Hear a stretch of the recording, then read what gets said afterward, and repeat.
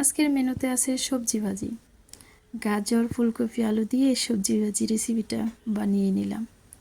Hello বন্ধুরা, আসসালামু আলাইকুম। আশা করি সবাই ভালো আছেন।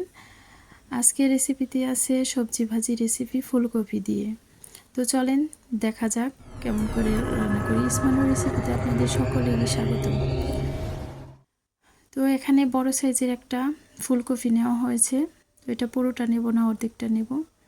এটা ভালো করে কেটে পরিষ্কার করে ধুয়ে আমি পানিতে 10 মিনিটের জন্য লবণ দিয়ে একটু হালকা হলুদ দিয়ে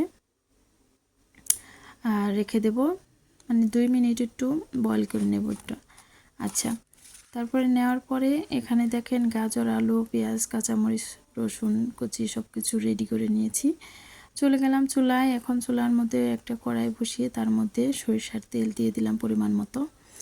তারপরে দিয়ে দিচ্ছি দেখেন 1 চামচের মতো আস্ত জিরা। আচ্ছা, আমার কথায় ভুল হতে পারে দু একটা, তো এই জন্য আগে বলে নিলাম। অনেক দিন পর ভয়েস দেওয়া। আচ্ছা ঠিক আছে। এখন এর মধ্যে দিয়ে দিলাম কিছু পেঁয়াজ কুচি। পেঁয়াজ কুচিটা হালকা একটু ভেজে নেব, এর কাঁচা গন্ধ যা দূর হওয়া পর্যন্ত। তারপরে এর মধ্যে দিয়ে দিলাম থেতো করে রাখা রসুন। আচ্ছা, এরপর এটাও একটু হালকা পেঁয়াজের সাথেই ভেজে নেব। তারপরে এর মধ্যে প্রথমে দিয়ে দেব আলু, ডুমডুম করে রাখা আলুটা দিয়ে দিলাম। তারপরে দিয়ে দেব গাজর। এগুলো এক সাইজ ভালো করে ভেজে নেব। এগুলো সবটি এক সাইজ করে কেটে নিয়েছি। তারপরে এর মধ্যে হাফ চামচের মতো লবণ, হাফ চামচের মতো হলুদ, 1 চামচের মতো লবণ এর মধ্যে দিয়ে তারপরে আবার এটাকে নেড়ে ছেড়ে ভালো করে মিশিয়ে নেব। এই তো। তারপরে হচ্ছে এটা একটু তেল উঠে আসা পর্যন্ত, তারপরে এটা যেহেতু মানে ফুলকপিটা আগে একটু 2 মিনিট বয়েল করে রেখেছিলাম, এই জন্য একটু পরে এটা দিলাম। ফুলকপিটা যাতে আস্ত থাকে এই জন্য এটা পরে দিলাম।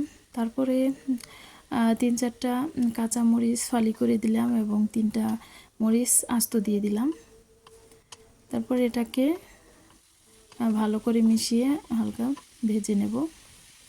তো এটা একটু আস্তই থাকবো, এটা বেশি একটা রান্না করব না, কারণ এটা সবজি ভাজি করেতেছি, এই জন্য এর মধ্যে কোনো পানি অ্যাড করব না। এটার মধ্যে পানি দিলে সব কিছু আর কি গলে যাবে, এর জন্য এটার মধ্যে কোনো রকম পানি দেব না। আমি বারবার ঢাকনা দিয়ে ঢেকে ঢেকে এটাকে ভাজি করে নিচ্ছি, যাতে সবজিগুলো সিদ্ধ হয়ে আসে। এই তো, আমার সবজিটা রান্না প্রায় শেষ। এখন এটাকে ভালো করে একটু নেড়ে চেড়ে তারপর নামিয়ে নেব।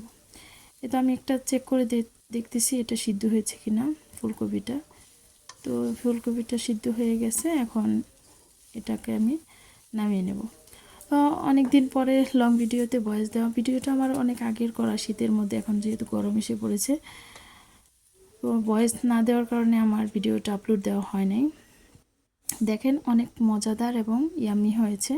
এটা রুটির সাথে এবং এটা শুধু খাওয়া যাবে, এমনিতে অনেক মজার। আচ্ছা, যদি ভিডিওটি ভালো লাগে একটা লাইক, কমেন্ট, শেয়ার করবেন, পাশে থাকবেন, ভালো থাকবেন, সুস্থ থাকবেন, আমার পরিবারের জন্য দোয়া করবেন যাতে আমি নতুন নতুন ভিডিও নিয়ে আপনাদের মাঝে হাজির হতে পারি। আল্লাহ হাফেজ।